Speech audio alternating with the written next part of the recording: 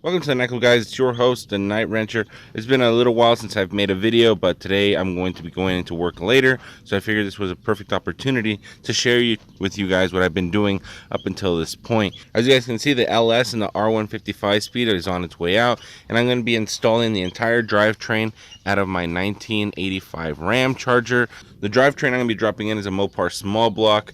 This happens to be a Mopar 360 4x4 automatic transmission. This came with the factory 4-barrel carburetor. This particular one seems to be a quadrijet. I don't know if those came like this from the factory or somebody installed this, but that's what's in it right now. So after making so many Carbureted LS videos, I guess the next question is why I'm switching to the Mopar Smallblock if I had so much success allegedly with the Carbureted LS. The fact of the matter is that the Carbureted LS is actually a really difficult system to operate. Not a lot of people can get that right. Everything's really expensive for the LS. It's really difficult to find parts for it. Although the engine is very popular in the aftermarket scene, once you start looking at prices, it just makes more sense to actually switch over to the stock power plant. Aside from that, there are a couple mechanical advantages to the Mopar Smallblock over the LS, one of which is the fact that all of these blocks come with a 4-bolt main.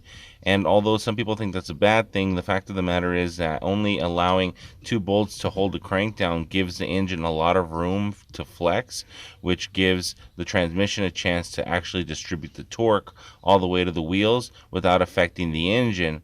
4-bolt main blocks tend to crack whenever you start applying more horsepower, and in fact you should probably consider swapping to a 2-bolt main whenever possible. The next thing I want to talk about is assembly. So in LS, everything is kind of sealed. You don't really need to use silicone for a lot of things, which in my opinion is a terrible idea.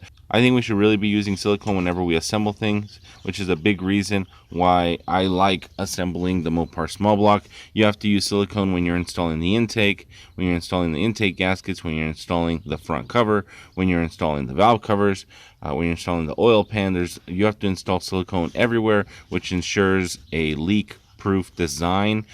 They've been using the same design. They had been using the same design all the way from the late 60s, early 60s, in fact, on some motors, all the way to the early 2000s, and the designs stayed almost exactly the same.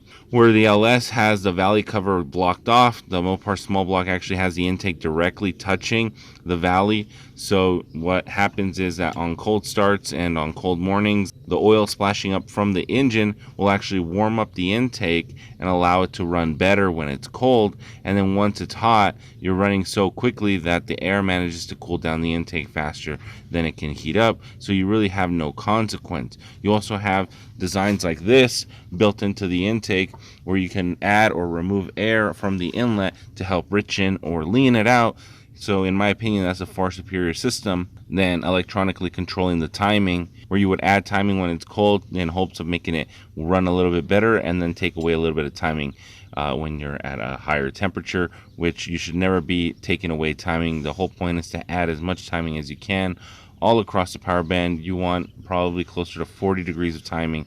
You want 40 degrees of timing starting from the idle all the way to the maximum RPM of your engine. People who tend to defend the LS engine often say, oh, you can build the LS for more power and less money, but what they don't tell you is that you can probably make the same power by just adding a couple of modifications to your small block, a nice set of aluminum heads, a nice cam, probably switch over to roller lifters, probably add a set of long tube headers, and you'll probably get close to stock LS power. So it only takes a couple dollars for you to reach that power point, whereas in LS, you get that from the factory, but then you have to actually go and buy the engine and install it. So in my opinion, I'd rather buy more parts to make it go fast than trying to just work with what I can find at the junkyard. And everybody knows that brand new parts always look way better and the fit and finish is always supreme. So why bother running junkyard parts when you can just get brand new parts and make a decently reliable engine? Another thing that can be said about the 318 is, unlike the LS, the 318 comes in 2 versions. You have the internally balanced and the externally balanced. So when you build up a 318, you can make sure that you can have all 318 specific parts and even some 340 parts, but when you go 360, you just have to make sure that it's all 360 parts. That is such a better design than trying to make everything match.